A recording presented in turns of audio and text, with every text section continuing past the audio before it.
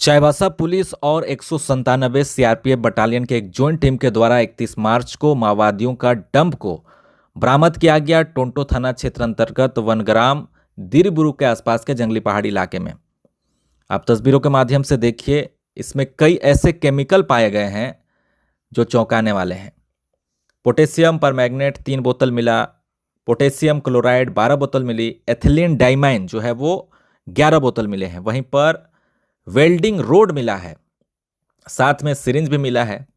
Generally हम syringe के बारे तो जानते ही हैं कि उसके इस्तेमाल प्रेशर आईडी बम में किया जाता है और स्विच के तौर पर उसे इस्तेमाल करते हैं आईडी बनाने में माओवादी। मगर पोटेशियम क्लोराइड आखिर इसका कैसे इस्तेमाल कर सकते थे माओवादी बम बनाने में? चलिए थोड़ी बहुत जानकारी आपको देने की मैं कोशिश करता हूं। जनरली ये जो एक्सक्लूसिव डिवाइस बनता है, जैसे आईईडी या फिर कहें प्रेशर आईडी बम, ये तमाम चीज़ों में एक एमोनियम नाइट्रेट होती है और यूरिया नाइट्रेट होता है, गन पाउडर होते हैं, एथिलीन ग्लाइकोल डाइनाइट्रेट होती है और सेमटेक्स होता है, टाइफर होता है। ये तमाम जो ऐसी चीज़ें हैं जिसका इस्तेमाल करके माओवादी एक विस्फोटक सामग्री बनाते हैं, एक आईडी बनाते हैं। लेकिन इस बार जो माओवादियों के डंप मिले उसमें माओवादियों के द्वारा इस तरीके से जो पोटेशियम क्लोराइड है उसका इस्तेमाल ये कर रहे थे। जनरली अगर हम देखें तो पोटेशियम क्लोराइड का इस्तेमाल खेती किसान एग्रीकल्चर फील्ड में होता है, फायरवर्क्स में भी इसका इस्तेमाल होता है। और जब कोई भी इसमें फ्यूल हम ऐड करते हैं तो वो एक बम की तरह वो बन जाता है।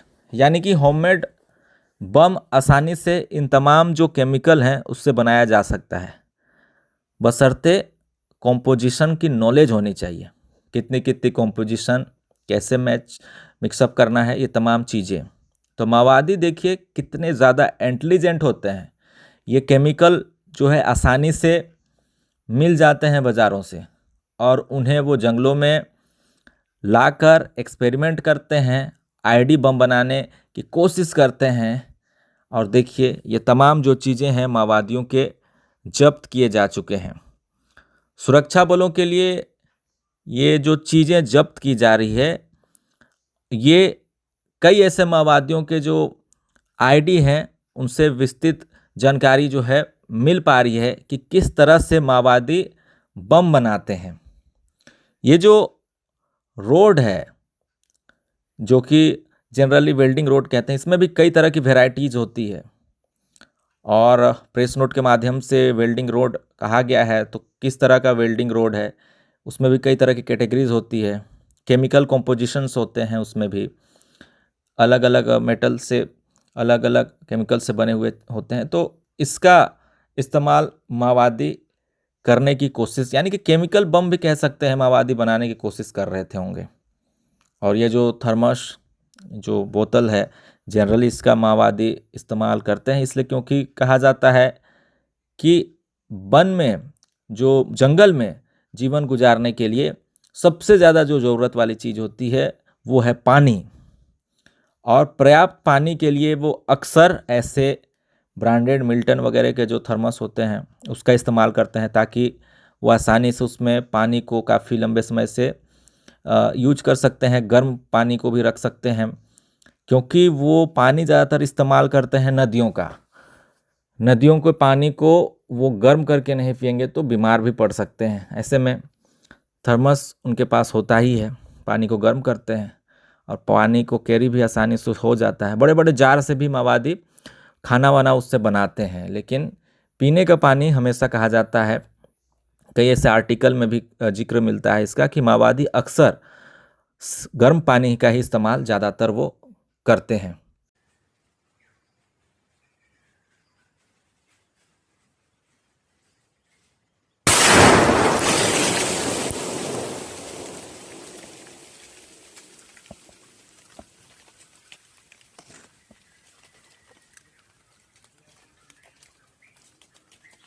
तो आपने देखा किस तरीके से माओवादी अलग अलग केमिकल का इस्तेमाल करके बम बनाने में जुटे हुए हैं।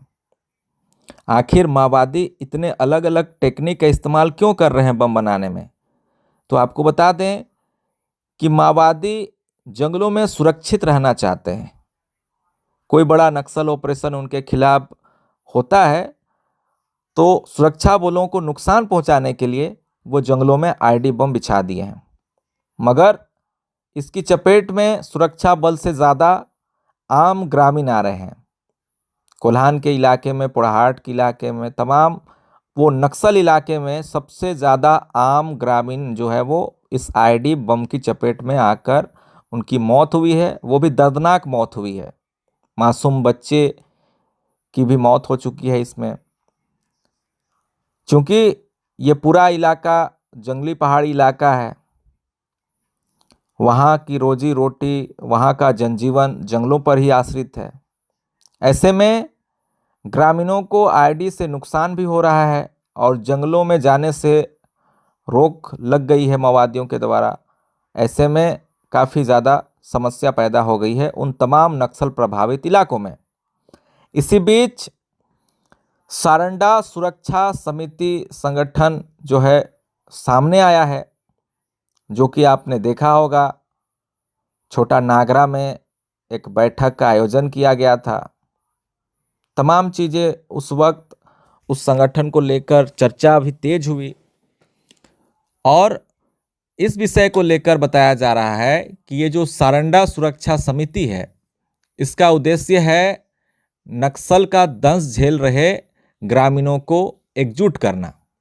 माओवादियों के द्वारा जो पूरा सारंडा के पहाड़ पगडंडी में जो आईडी बम लगाए गए हैं उसका विरोध करना है, क्योंकि उस आईडी बम की चपेट में आने से आम जो है, मासूम जो है, वो निर्दोष जो है, वो ग्रामीणों की मृत्यु हो रही है।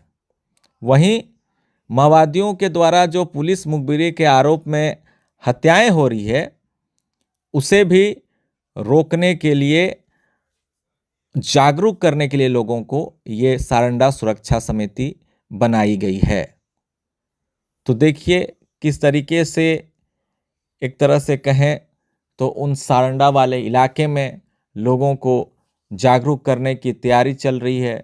लोगों को एकजुट किया जा रहा है कि ये जो आईडी बम बिछाए गए हैं, जिससे ग्रामीणों को जो नुकसान पहुंच रहा है, वो उनके जीवन के लिए, उनके रोजी रोटी के लिए काफ़ी ज़्यादा समस्या पैदा कर रहा है।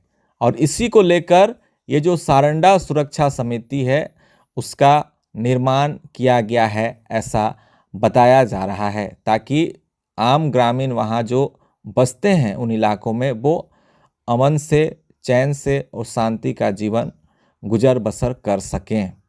फिलहाल अभी के लिए बस इतना ही। नेक्स्ट अपडेट में हम और भी इससे जुड़ी तमाम चीज़ों की आपको मैं जानकारी दूंगा। धन्यवाद।